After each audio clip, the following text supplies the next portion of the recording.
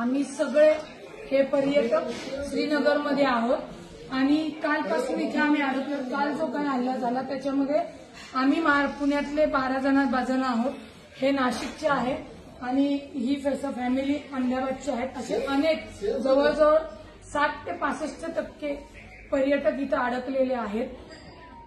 कालचा हल्ला झाल्यानंतर आणि बातमी आल्यानंतर सगळे प्रचंड घाबरलेले आहेत। मला प्रशासनाला एवढंच सांगायचं की कृपया इथनं विमानाची सोय तातडीने करावी। आमच्यासोबत एक टुरिस्ट इथले आहेत की ज्याप्रमाणे हल्ला झाला म्हणून आम्ही सगळे भयभीत झालो, पण इथल्याच टुरिस्ट लोकांनी या नाशिकच्या फॅमिलीला स्वतःच्या हे ते आहेत भैया, आपका नाम क्या है? आदिर भैया म्हणून आहेत, हे यांचे ड्रायव्हर आहेत इथले पर्यटन टुरिस्ट पर्सन।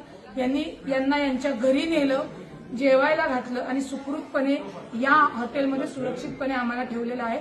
या हॉटेलमध्ये नाही म्हणलं तरी 101 जण पर्यटन अडकलेले आहेत। काहींच्या फ्लाईट उद्या आहेत, परवा 13 आहेत, परंतु आजच ही सगळी मंडळी इथनं सुखरूपपणे विमानतळावरून स्वतःच्या घरी गेली पाहिजेत।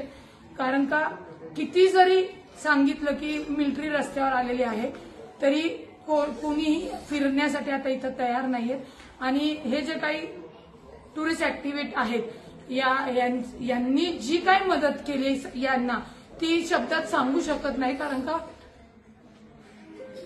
हे रडायला लागलेले आहेत, कारण यांचा धंदा पूर्णपणे बुडालेला आहे। इथं कुणी आता पर्यटक येणार नाही, त्यांनी गाड्या वगैरे सगळ्या लोनवरती घेतलेल्या आहेत आणि अक्षरशः रडतायत की आता यांच्यापुढे बेरोजगारीचं खूप मोठं संकट आलेलं आहे। इथून पुढे यांना कुठलाही व्यवसाय मिळणार नाहीये, यांच्यावर खूप मोठी बेरोजगारी येणार आहे। ज्यांनी कोणी हा हल्ला केला असेल तर अत्यंत दुर्दैवी, अत्यंत निंदनीय। आप भी बोलिए, क्या बोलना है आप? ये जो भी हुआ बिल्कुल अनफॉर्चुनेट एक्ट है, होना नहीं चाहिए था।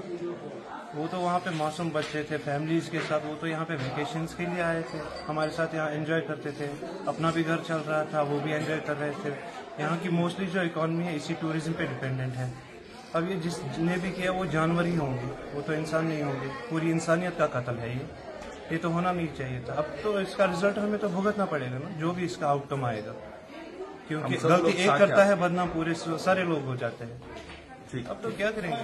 आमचं महाराष्ट्र सरकारला, कर्नाटक सरकार असेल, सगळ्या स्टेटला लोकांना विनंती आहे गव्हर्नमेंटला की तातडीने विमानांची एक्स्ट्रा विमानं अवेलेबल करून आम्हा सगळ्यांना इथनं सुरक्षितपणे आपल्या आपल्या राज्यात घेऊन जावे आणि लवकरात लवकर ती हे करावी। मी महाराष्ट्राचे उपमुख्यमंत्री अजितदादा, केंद्रीय मंत्री मुरली अण्णा यांच्याशी संपर्क करून इथे जेवढे पर्यटक आहेत त्यांच्याशी बोलून आजच्याच त्यांना हलवणं, माझ्या फॅमिलीसह ही सर्व पर्यटन ही माझी महाराष्ट्राची फॅमिली इथनं हलवण्याचा प्रयत्न करतोय।